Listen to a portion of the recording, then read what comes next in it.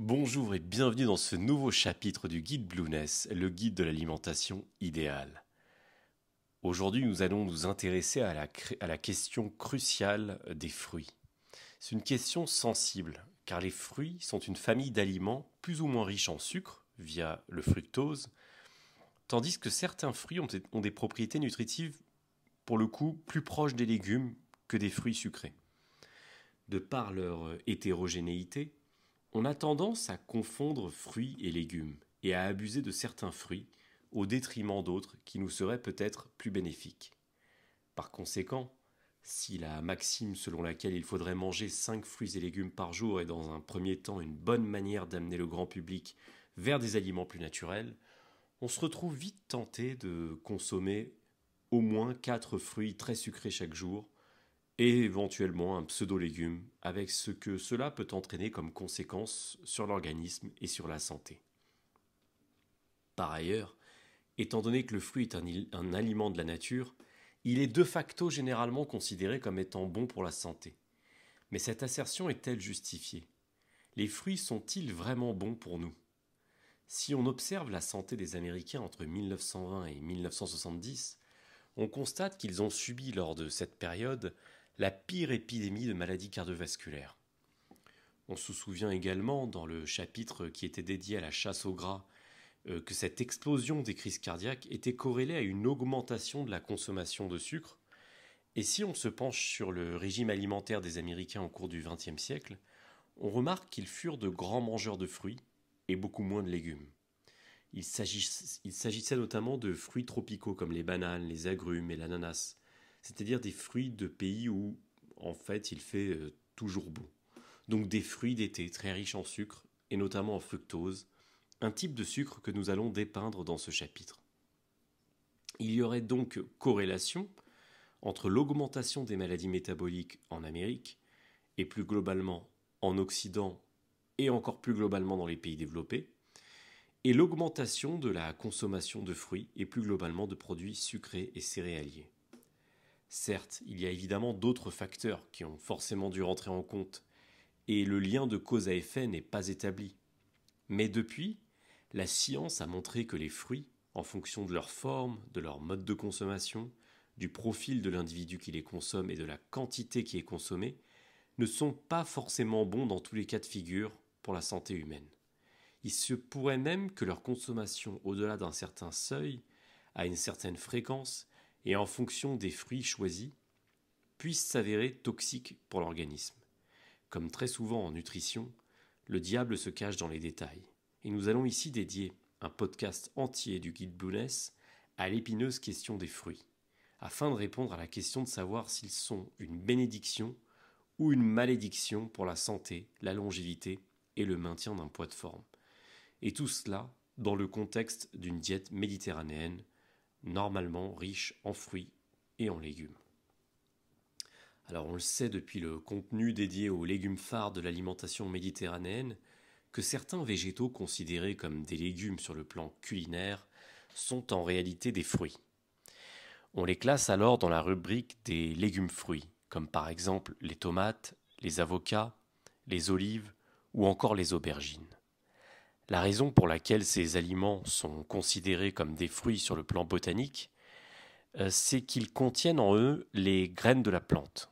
Cette caractéristique fait de ces aliments donc des fruits, indépendamment de leur teneur plus ou moins élevée en sucre. En fait, le fruit est l'organe comestible des plantes à fleurs. Et cet organe, par exemple l'avocat ou l'aubergine, succède à la fleur et contient là où les graines. Si on prend l'avocat, par exemple, il contient un noyau, donc une graine, et il provient d'une fleur fécondée, celle de l'avocatier. C'est donc un fruit. Certaines exceptions existent, notamment la banane qui ne contient pas de graines, de noyaux ou de pépins à proprement parler, mais qui dispose bien d'embryons de graines en son sein qui n'ont pas besoin d'être fécondés. Le bananier domestiqué par l'homme par sélection génétique, un processus dont on a déjà parlé dans le podcast dédié aux céréales. Donc le bananier peut s'auto-reproduire par lui-même. On parle bien du bananier qui a été domestiqué par l'homme, par sélection génétique.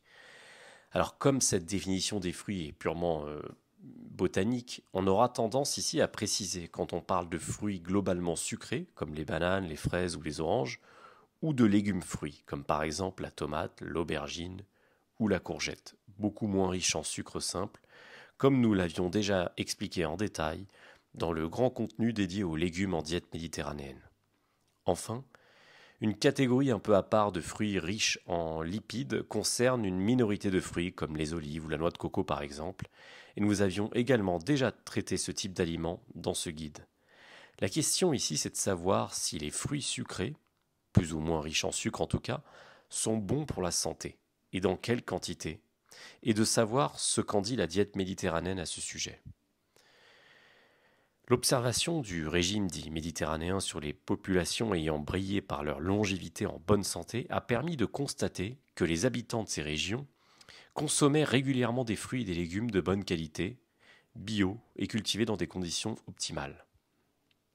Outre les divers légumes, ainsi que les légumes-fruits, qui constituent l'un des piliers de l'alimentation méditerranéenne, donc parmi lesquels on retrouve le poivron, la courgette, la tomate, le fenouil, etc., mais aussi les herbes comme le persil, la menthe ou le basilic, et bien sûr les aromates et les épices qui comptent parmi les meilleurs aliments protecteurs pour la santé.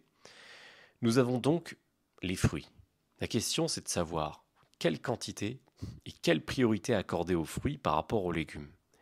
Car le problème de la pyramide alimentaire méditerranéenne, telle qu'on peut la voir partout, c'est qu'elle met sur le même plan les légumes, les fruits, les céréales, l'huile d'olive, les bons oléagineux, les légumineuses et les herbes, les épices et les aromates.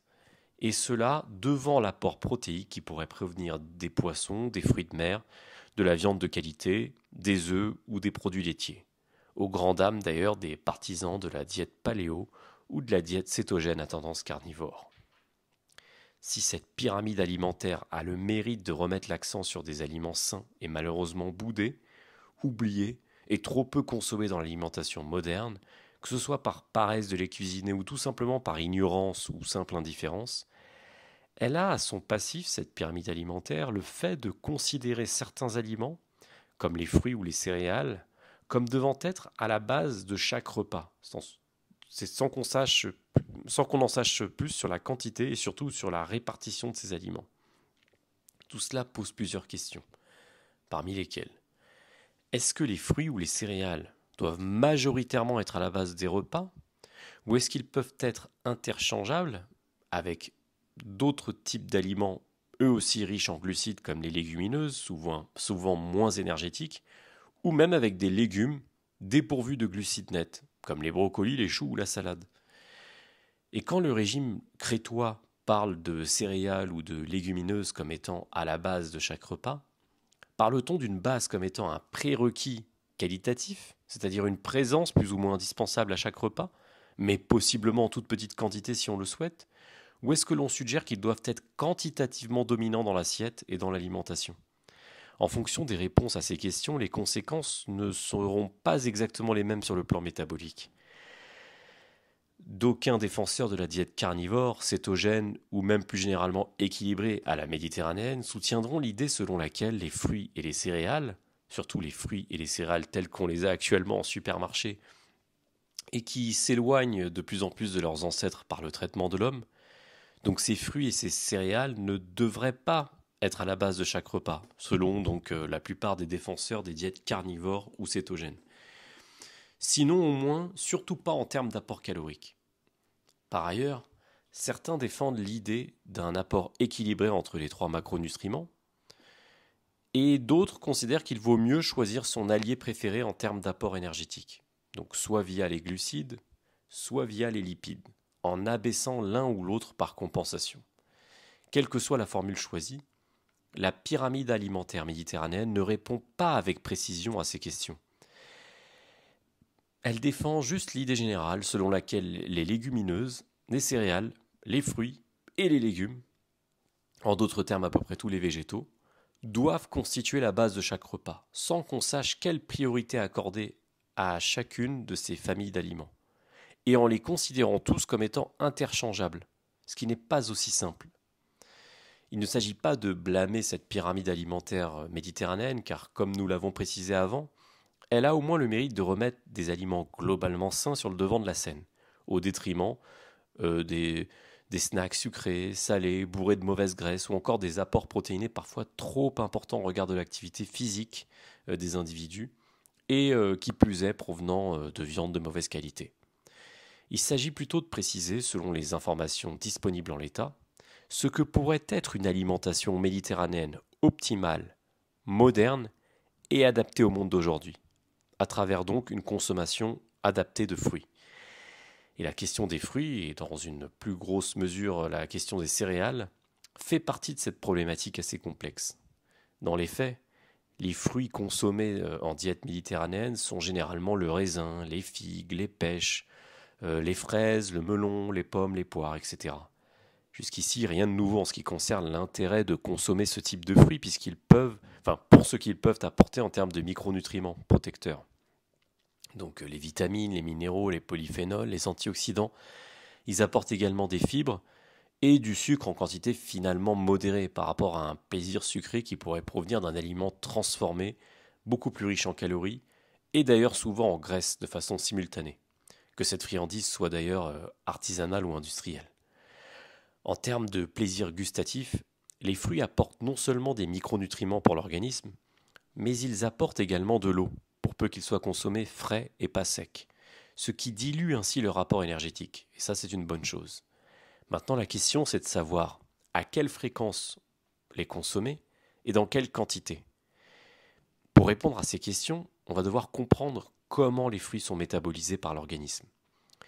On va découvrir en quoi leur métabolisation est différente des autres aliments riches en glucides et pourquoi cela peut poser problème si on en consomme trop. En effet, les fruits renferment un type de sucre simple, ô combien différent du glucose contenu dans les céréales ou les légumineuses. Et nous allons voir que contrairement aux apparences, ce type de sucre considéré comme naturel peut vite devenir toxique à haute dose. Enfin, nous allons voir si la consommation de fruits a un impact sur la glycémie et si oui, dans quelle mesure. Nous allons également déterminer s'il existe des moments plus ou moins opportuns pour en consommer, et nous dresserons la liste ultime des meilleurs fruits à consommer pour la santé, et aussi en fonction du type de diète choisi, sans pour autant devoir évidemment bannir les fruits les moins recommandés, puisque on ne le rappellera jamais assez dans ce guide, l'important consiste à avoir des habitudes saines de façon régulière et quotidienne, tout en s'accordant des moments en dehors des clous quand on en a envie, de temps en temps, puisque les résultats proviennent des 80 à 90% d'habitudes saines.